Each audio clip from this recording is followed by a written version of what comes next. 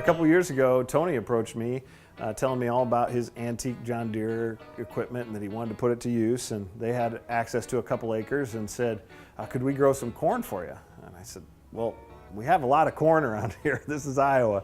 But what I really need is more wheat and barley, rye, some of the smaller grains that are harder for us to find here in corn and soybean country. So they were excited, Tony and Les, and got right at it. And I think they had 2 acres the first year and just planted some barley. And gave that a go, and it went well. And so then they grabbed another couple acres and planted some wheat over there. And each year it's gotten more and more. And now this year they got Joe Whitty's land and put some wheat down on that. And their yields were tremendous this year. And now we've got almost half of our wheat and barley that we need for the whole year already in bins from Tony and Les. Well, between the 3 of us, there's 3 neighbors that all live close to each other, and we're kind of farming together.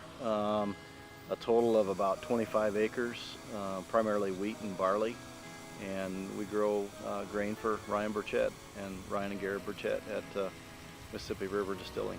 Not really a challenge so much as it is for most farmers. Corn produces more revenue per acre, and corn or soybeans, and that's why they choose those. We're growing small grains because this is a hobby for us. It's fun. It's what Ryan needs to make his product, and you know, we make a little bit of money on it and have some fun in the process. I would, oh boy, I suppose 6 or 7 years, I imagine.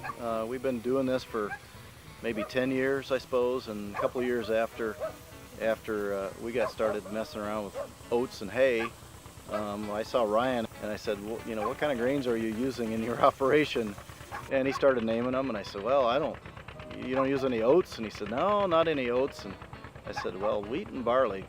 So we tried barley because it was a spring planted crop. I had never grown anything planted in the fall. And so we grew some barley that spring and grew that for a couple of years. And since we've added winter wheat, which we'll plant probably this weekend, about the 1st of October. And that'll start growing in the fall here, and then the frost will knock it down, but in the spring it comes right back and produces a very nice crop that we harvest early to mid-July usually. Everything we do is local. I mean, that was the cornerstone of our business from the beginning, was, well, could we just get corn from somebody here outside of town?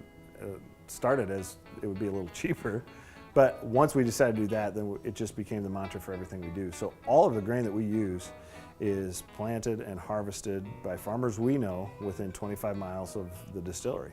So we literally can tell people, this is the farmer that grew it. We know where every kernel came from. This is the field that this bottle came from. And we're finding now that that's important to people here locally, but it's also important to our consumers in New York City and Dallas and Minneapolis and LA. That chain of ingredients is more important to a consumer now than I think it's ever been before.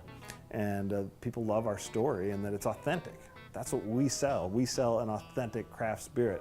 And that begins with the people that are planting those seeds in the field.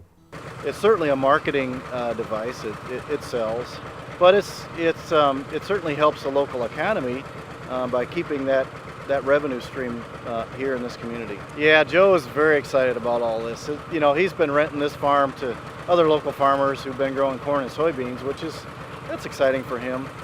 But he grew up growing wheat, and when we came and approached him, when the former farmer said, you know what, this piece is so small, we're really not interested anymore.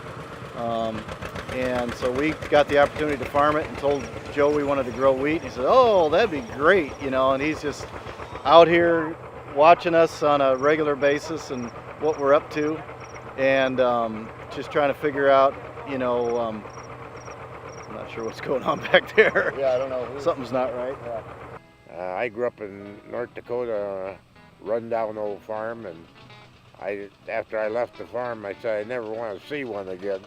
And then, of course, I got a couple bucks in my pocket, and I went out and bought another one. So to see this going on, the only difference, I wished I was on the tractor doing it instead of them, but it's fun to see them going back and forth with the tractors that everybody else seemed to put in the garage and never used again, and they're using all the old equipment, and it's just really kind of fun to watch. The other cool thing is the antique equipment, and it's really grabbed people's attention. We've run a couple of news stories and stuff about it, but to see these old John Deere tractors in the fields in this area where John Deere is so important and has such history, people really think this is neat to see that old equipment up and running again. So Tony and Les have this passion for this equipment and for keeping it alive, and then to really put it to use, not just running a tractor in a parade, but getting it back in the field, I think is really cool, and it's something that a lot of folks have turned their heads to see. Well, I haven't got any whiskey yet, but hopefully I get a chance to just taste it anyway.